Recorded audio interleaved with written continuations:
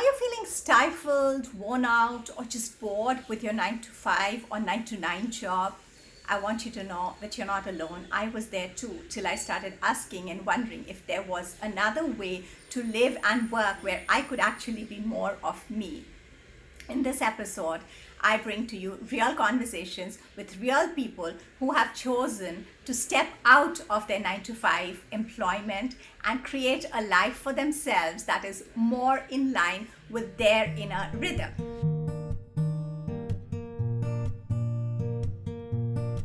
Good afternoon, Priya. Hi, Ramya. Thank you for agreeing to do this interview. And I'm so honored to, be talking with you, especially since we're also childhood buddies. And having this conversation about your journey with you is very precious to me, truly. And as you know, this show is called Beyond 9 to 5. So I'm really interested in you sharing with our viewers your story of moving out of your 9 to 5, the conventional employed job, into the life that you are now leading, work life included. So, do you want to quickly take us through what you were doing originally when you were in the corporate world, and what did your life look like? What was your work role? What did it entail? Sure, sure. And when did the first thought come to move out? So, first of all, thank you for having me here, and it's always good to connect back since we were in school together as well. So, my journey started directly out of my college. I was working right out of college. I started working for an event company in Delhi, and I loved what we were doing, and therefore, I think I stuck to one organization for 15 years. But it was not a conventional job. It was not like we have known as a 9 to 5 job. It was almost like a 9 to no time job, 9 to 9, 9 to 1, 9 to 2. And it was very creative, very, there was a lot of travel involved, there was a lot of new connections, but it was very, very high stress. And I think towards the last 3 years, because of the maniac hours of work, the stress took a toll on my body. And I think I had come to a point in life where perhaps the signals from the body were large enough to tell me that, okay, now you need to slow down. So that's when it started. I wouldn't have slowed down had my body not told me. I started getting a lot of spinal issues, and so I had to start really thinking about stopping, which I didn't till I was pushed to a zone of being in the hospital, and then I really had to call it quits. So that's what happened. Wow. And yeah, thank you, Priya, for sharing this with us so graciously, because indeed we often forget that, we take our bodies with us to work. And all the, if I may use the word abuse that we sometimes pile on it in the name of work or whatever else we are doing, the Right. body is just bearing. And it's also so wonderful to see that the body actually gives you signals. And in this case, it told you very clearly that I'm not going to put up with this any longer. You have to figure out a Everything. different way of having fun at your work, and this will not work for me.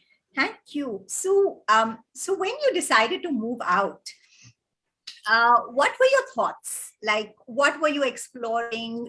Did you think that you'd just take a break, or did you have other options in mind? So, there were baby steps. The first step was really to get my health back in place because I could not walk. I had to be hospitalized. I was in therapy for almost 6 months in Ayurveda.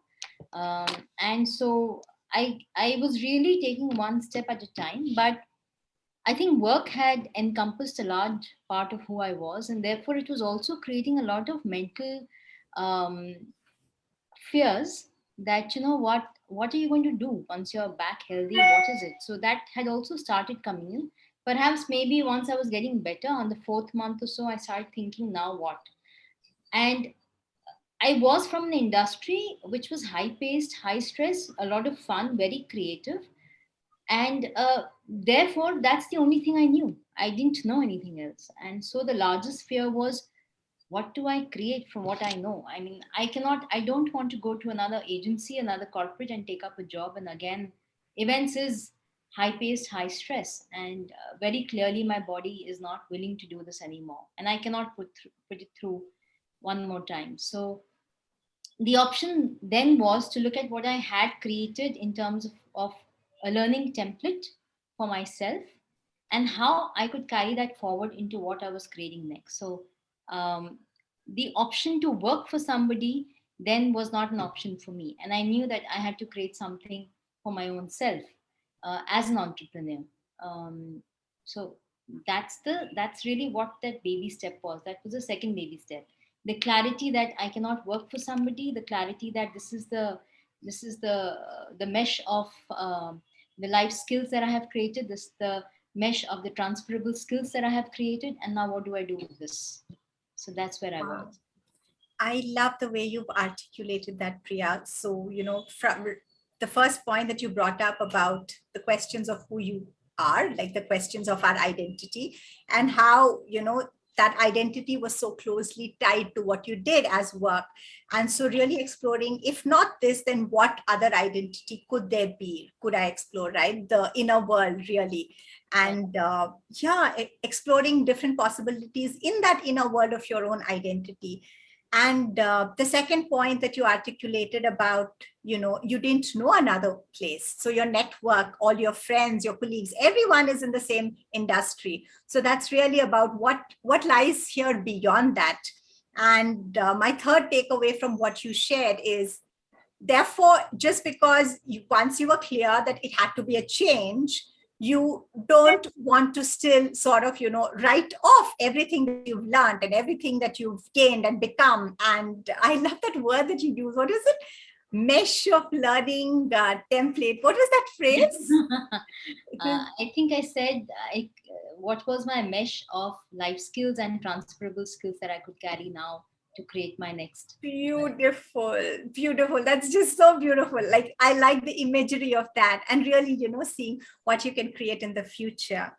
So, tell me, Priya, when you were, let's zone in a bit on the first part of identity, right? And were there any other inner, I won't call them battles, because I will call them explorations. That's what it sounds like, from what you're saying. What did you do in terms of inner explorations, inner experimentations? Were there any fears, judgments, worries that you had Oh, to well, there were overcome, lots. face? There were lots. Tell us. We Tell we us were some. we are now coaches, but I think we're not so evolved when we are in that age or in that stage of life. Um, and so there were fears, there were frustrations, there were days of feeling completely out in the dump, um, and yet there was somebody who was trying to pull me out of it. That was my husband. I'm so fortunate to have him. He was always like, what you have created is immense, and therefore what you have inside is immense, and there's a lot, and all we need to do is sit together and explore that. That's all we need to do, and I'm sure we'll figure out something. And so he, along with That me, is such a gift, right? To have someone in your life who is present like that outside of you, but has that faith and conviction in you and picks you up in your yeah, down moments. But absolutely. go on. That's Absolutely. So he was there, always constantly pulling me back when I was, going down. And so through, I think, both of us sitting and exploring, what came up for me was trying to address a gap, which was a huge gap for me for the industry that I'd worked in. And that was, the industry was close to me. It was a part of my DNA. And so while I could not do work in the traditional role, I thought, why not create something that the industry badly needs, and how can I add value to this industry in India? So then I started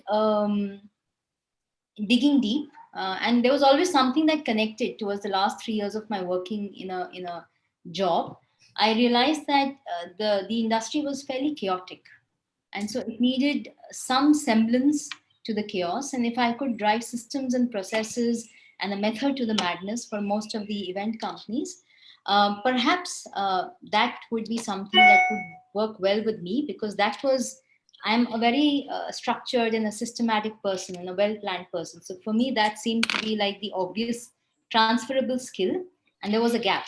And so I wanted to marry both and create, and so I created my consulting company.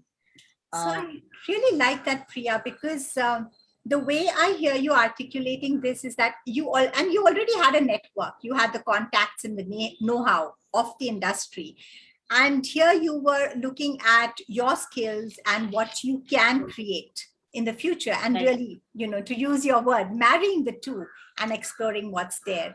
And I right. think that that's so powerful, right? In terms of it maps in with what you say in terms of baby steps. It is a change. It's a big change. And I would say more than a baby step, but yet it's not completely out there. It's not on a new planet where you're trying to create a new you. And Yeah. And I did not know this would be my middle step. Also, given the fact that I was doing fairly okay and fairly well in the industry, so the acceptance of what I was creating was large, but there was a big, huge issue of self doubt still, because I was doing this for the first time for any other company. I was doing this creating of a business for the first time. So there was a barrage of self doubts, there were trials and errors, and a huge learning curve along the way. And I didn't know it was going to be my stepping stone to something bigger. So whenever there is an idea and we always question it and we don't want to move, I think we should, because you don't know how many more canvases it can open for you. It's waiting for your brush strokes. It's just the you just picked up one canvas, but it could lead to some 500 more canvases. So I think this led me to this canvas which I'm in now, and I don't know what next will open out of this. So yeah, just go. it could be a series of infinite stepping stones, and we wouldn't know at each stage whether it's a stepping stone or yet another opening to another canvas. And I love the way that you put it out so beautifully. So do you want to share one or two of your internal barriers or doubts or fears So even specifically, and while how I you was overcame them? Because a lot of our viewers would hit similar doubts and fears. At the end of the day, we aren't so different also. And hearing from someone who's been through that journey, I think would be such a huge, they may not follow exactly the same way of dealing with it, but just knowing that there is light at the end of the tunnel and it can be. So, there are many transitions that one goes through in life. There are, of course, what I'm talking right now about is career transitions, but there are personal transitions, right? And the transitions are the most trying periods, at least for a few years, till you actually get used to it, or the brain finds comfort in uh, the so-called unknown becoming the known. That's only when you start being comfortable. So in terms of transitions, I transited from being unhealthy to focusing on my health, to getting into a new space, from being an employee to an employer, and then I became a mommy. So that was the other transition that happened. And that transition led me to something else, to create something far more valuable. When I was in a certain industry, I was only catering to that industry. But from that industry, when I went into being a mother, uh, then it was about humanity, and it was much bigger. The At every step of the transition, there was always a sense of fear. There was always a huge looming self-doubt, and yet there was something that said, there is no other way, you have to jump in. And so it was just action. It was just constantly taking action, falling on my face, getting up and saying, okay, let's try something else. Okay, let's add, let's ask for help. What do I not know? What can I learn more which I don't know? And therefore, constantly learning, studying. I have done so many courses, business courses, marketing courses, and of course, consulting courses, because I had gone into the consulting space. From consulting, and when I became a mom, I went into understanding coaching, because I realized that permanent changes could only happen when you start making changes at the helm of the organization. And that is through coaching and the power of questioning, and not really telling them what to do all the time. So I think one step led to the other. There was constant self doubt, there was constant fear, but I always took action. So one thing is taking action, the other is the action will not necessarily give you success. There will be failures, but then you just keep going on and keep studying and keep reinventing yourself. Wow. Priya, a lot of takeaways there, right? first takeaway is that the fear is going to be there. It's not going anywhere. And the constant self-doubt and sort of, am I good enough? Can I do this? Do I know how to do this? Have I done this before? Will I succeed? Will I fear? Just acknowledging that that's sort of coming with us, and yet taking action, like you said. So the titles of one of my favorite books is, I don't know if you've come across it, it's called Feel the Fear and Do It Anyway. And that's what I hear you saying, like, do it, right? Go through it. And I love that imagery of, yes, there will be times when, a lot of times, in fact, when you might fall flat on your face, but then learning from it and growing from it and using it and utilizing it.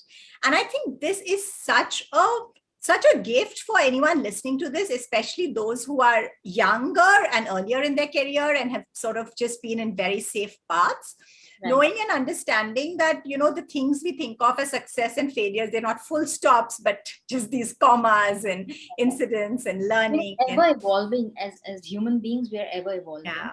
Our careers are ever evolving. As people, we are evolving. So there's never going to be a full stop till you die. If there is a full stop now, then you will be anyway dead. So you might as well accept that there should not be a full stop. Yeah. And I think all it takes is to have courage in the fear, because you have courage. You will anyway know that there's even the most smartest people, the most intelligent, the most successful people have fear, and that's okay. That's your cognitive bit of the science telling you that the brain knows wanting to always protect you and flight or freeze, but really you have to break that flight or freeze and get into the unknown. So I think, Priya, I'm going to dig a little further on what you're talking about, from going into the known into the unknown. And the other term that you used, I loved it, which is reinventing yourself. Because when we're in the known, we're sort of experts, right? We know it, and we've got the tick marks, and we might be stars in our own little worlds. And when we step into the unknown, we're like the intern, the new kid on the block, right? We're not the experts. We're the ones who are going to do all the stumbles. And so that part of the reinvention that, really necessitates being okay to step down from being an expert to being a beginner again. What would you have to share for people on that journey? What can ease that, that part of us that wants to remain the expert because we've been experts somewhere? So really, I think the question at that moment is, what is your priority? Okay, is it to hold on to what you have and be uncomfortable, be in pain, be completely, down in the dumps about it, or to say, let my ego go for a little walk for a while, and let me just try and do something, and it's okay, because the good part is I'm not stuck there. It is difficult to let your ego go for a walk. I think that's the most difficult thing.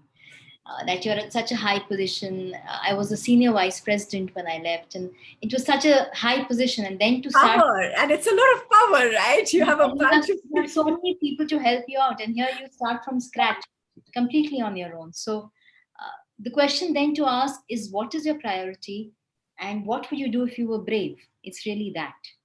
So love that. I think the bit about priority takes brings things in perspective, and then is it for how long do you want to be here? How long do you want to be in pain, in the agony, in the uncomfortable place? How long? Is it going to be this year, next year, 5 years, 10 years? And it's just those questions that keep coming back. But it's difficult. It's not going to be easy. But yet you need to know what is your priority. So yeah. And what I hear is that it's difficult. It's not going to be easy. But what I'm also sensing in your words is, but there is freedom when you walk that path. So, what are you going to give up, or what is the pain that you're going to undergo in order to prioritize that which you want to? And really, how important is that for you? So if it's really important, you will do whatever it takes. If it's not, you'll make excuses. And that is so true. You will always have an excuse if you don't want to do something. But if it's really tugging at your heart and it's really connecting to you, you will do whatever it takes to make it happen. So So Priya, would you suggest, would you include that as one of the indicators that people could use in order to be honest with themselves about their own priorities? Because so often people say, I really want to do this, but this, but this, but this. So if you're being really honest, if you have a list of buts that you're putting at the end of the sentence, would it be fair to say that maybe you don't really want to do it? Would that yeah, maybe then you're really not connected to it, and maybe you need to relook at whether that's really, tugging at your heart or it's not. And if it's not, then it's time to look for something else, right? or look at your list of excuses and really, is there, so one is, of course, is your purpose strong enough to drive you in that direction? And the second is that, what is stopping you? Is it the lack of motivation for that work, or is it the self doubt, the lack of self confidence, which seems to be coming as a roadblock every time? So which one of it is it? So I think it's internal and external both. Nice. And I'm also sensing, and correct me if I'm wrong, that if it's the latter, you can actually work through it, Right. right? The former is sort of what you need to know in order to wet your own direction and have that honesty with you. And the latter is something that you then work on. That's And deeper work, and that takes more commitment, and that takes more pain to face. It is very painful, but you have to stay in the pain. You cannot escape from that pain.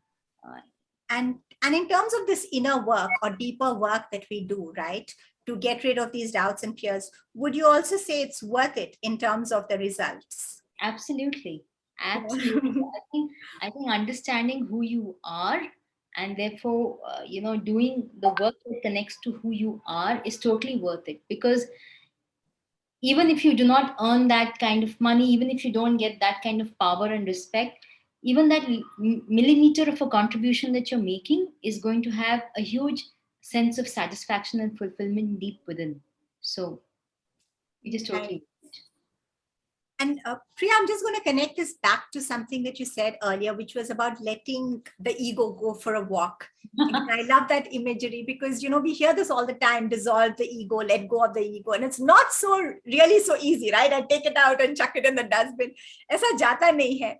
Correct. But I think what you suggested seemed more possible for me. Okay, 1 week, my ego can go on a holiday. One weekend, one half day, right? When I try something different. Few And hours, yeah, let it just go for yeah, walks. yeah, and just experiment, because you just needed to be away at a time when you're experimenting with something that you're Absolutely. not, Yeah, you don't already know. So, yes. great. Okay.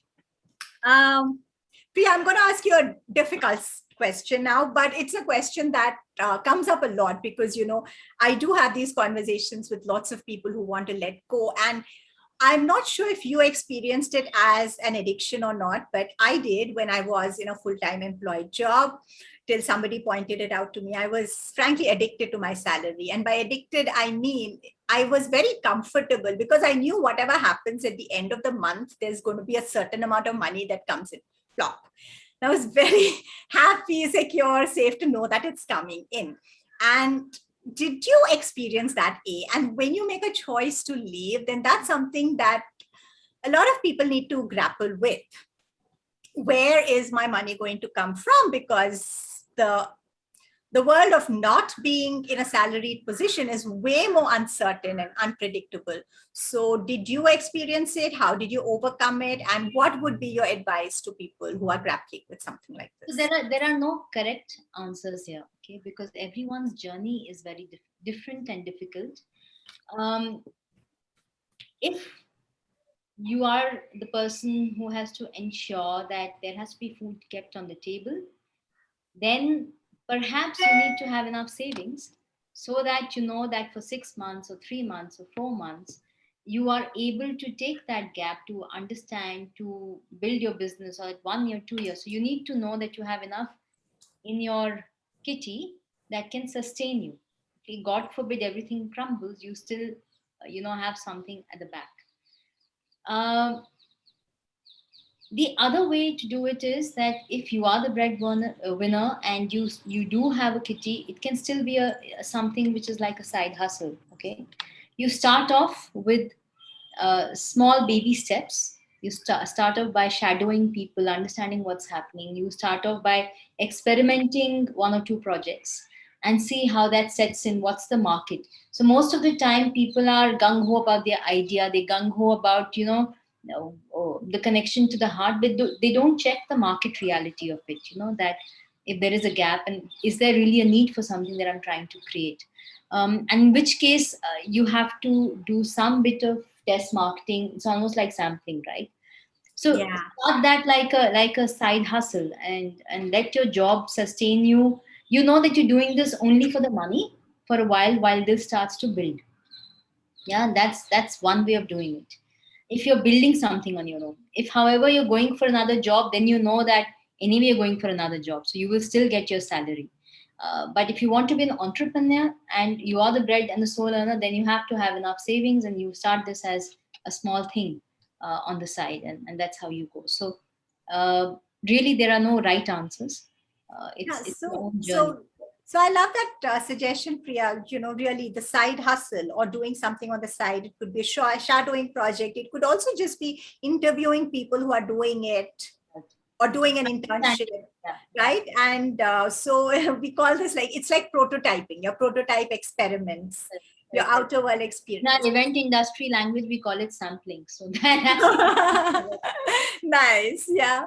So did you do any of that? As have you been so doing like my journey is a little different. I moved from events and then did consulting for the event industry. Okay, which worked, and I think that seemed to be a prototype for then stepping into coaching, because when I would mentor or consult with these guys, I was already asking questions. I was already trying to understand what was their purpose and why had they built their organization. So I think for me that was already a bit of a prototype that was already happening there, and therefore I leapt into getting into coaching to study the process and do it not just for this industry but to the whole world.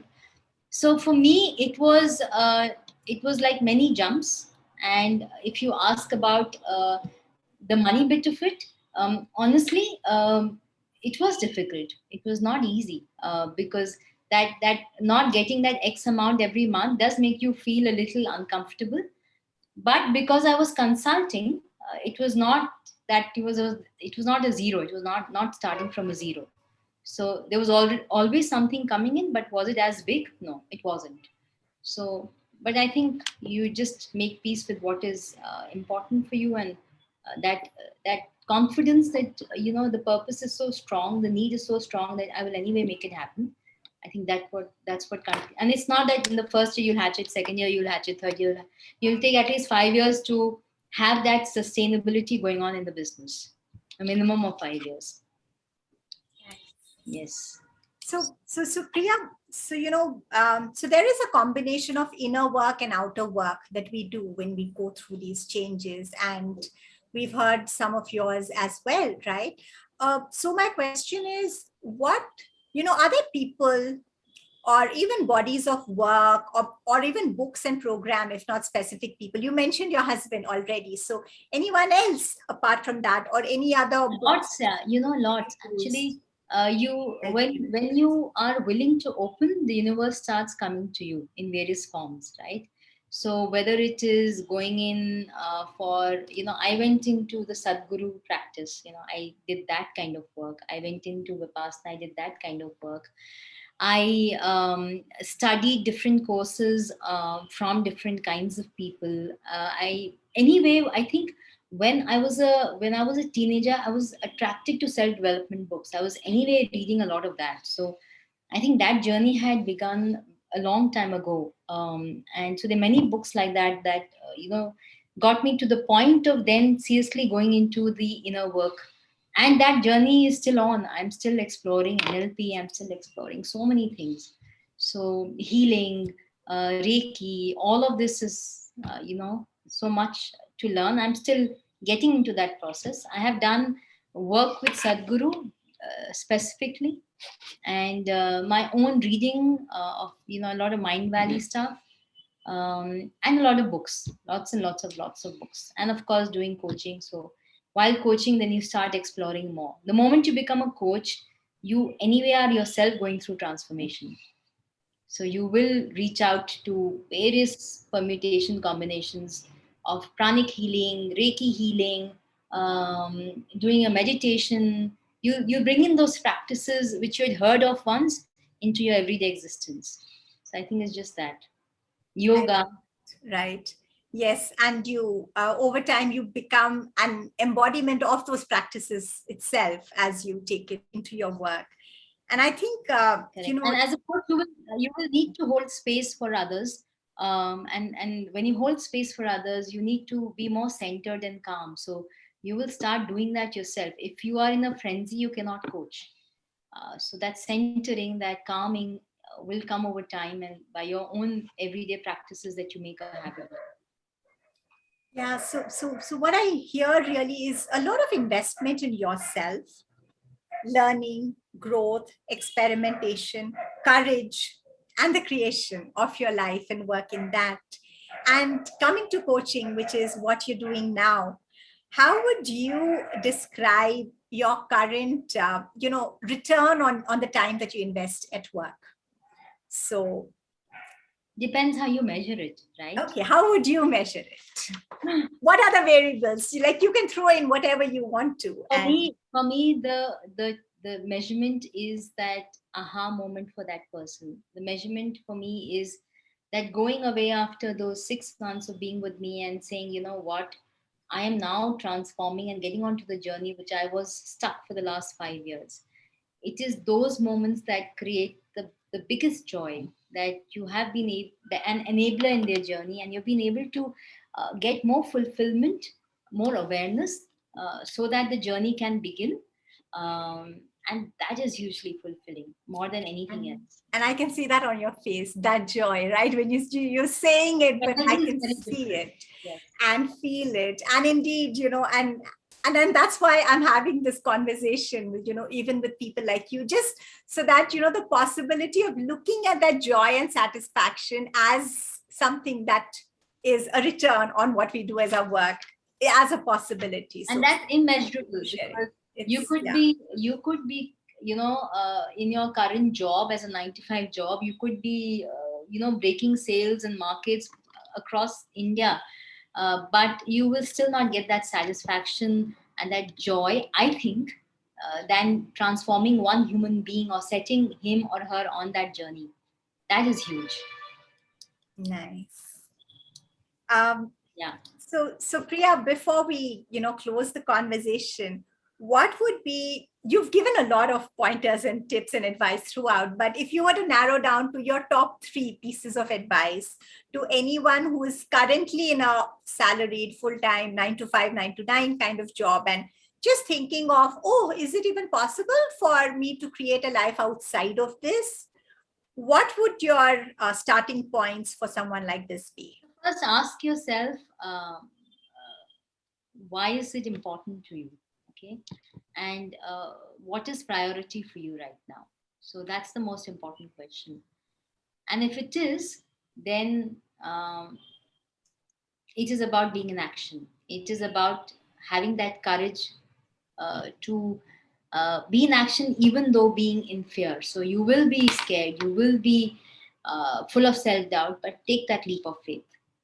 That's the second. And third is, if you are someone who cannot do away with the complexity of having that salary, etc., then start, like the term you use, prototyping or sampling, and start small.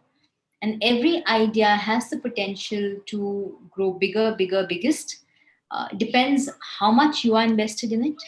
What is the connection to your soul of who you are and who you want to become. So who you want to become is very important. And once that clarity comes in, then this path will become very easy. So therefore, the priority and who you want to become is the most important question to answer. So Priya, from the third piece of advice, the imagery I get here is really every idea can become big, bigger, biggest, and the idea has potential to grow and expand. And then you didn't leave the person out. You yourself have the potential to grow into the big, bigger, biggest version of yourself, like big, not literally, but the grandest or most potent or whatever, most open and blossomed version of yourself as you can. And I love the way you connected the growth and blossoming of the idea and work with that of the person itself, the two not being separate, but one leading to the other and nurturing one It is another. bound to happen, Ramya. Whatever you create there is coming from here. And therefore, you're also creating something deep within. Here. So, yeah, inside. So, and also, again, what is that creation that you're measuring? Is it to add value to the world? Is it to earn money? What is it that's important for you? So those dots you need to figure out and you need to connect with that creation that you're creating. uh, who's that making you, and who's that making, what is it doing to the world? I think that's really what it is. Beautiful. Thank you. And one last question, Priya. So what is one thing that you now know, which if you had known earlier would have brought more ease and joy into your journey and transition?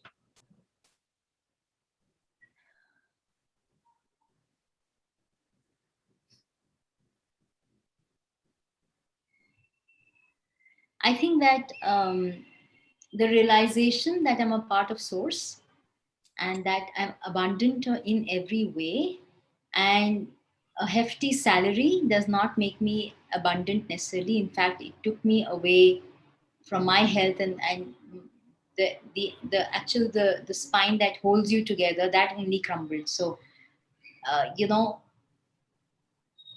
the fact that I'm a part of source and I'm capable and more than capable, and I don't need external validation through currency or through any of that. I think that knowledge and that experience, had I known before, I would have been a less frenzied person and a calmer person. I would have been less transactional and more transformational. I think that's the huge Wow. Wow, thank you. And you articulated it so beautifully, and I'm so glad. And I'm sure there's someone who's listening to this and really blessed and gifted to have heard this now from you before, they had to undergo a much longer journey to hear this. And thank you for sharing that from your heart, unfiltered, uncensored, as it is. Thank you so much, Priya. And wish you all the very best. And to all our viewers, we will include details about Priya and how you can get in touch with her and learn more about her work and contact her if you want to in the description below. And wish you all the best, Ramya. You've been on various transitions and various journeys, and you are also exploring and opening up. I almost see you like a bud which is opening up. Every day there's a new petal that is being added. So you're on a huge transformational journey, and the work that you're doing is going to change the world. So God bless you, and all the best for your Thank you. journey. Thank you, Priya. Bye and good luck. Thank you. Bye-bye. Bye. If you are someone who's looking to craft your life and work in a way that is more in line with your inner rhythm, then do visit my website, www.craftingourlives.com. You'll find it in the description, because I have a host of resources put together for you, and this is based on 20 years of my own research and work with people as a coach in this area. I also have a free newsletter, so your starting points should be to sign up for my newsletter, subscribe to this channel to stay updated for further videos, and to go on to the edX site and look for my free MOOC course there titled Crafting Realities, Work, Happiness and Meaning, and then reach out to me if you need further assistance. I also offer private coaching, as well as I run group coaching sessions, and I also conduct residential retreats, and you can find all that information on my website or in the newsletter as and when we announce it.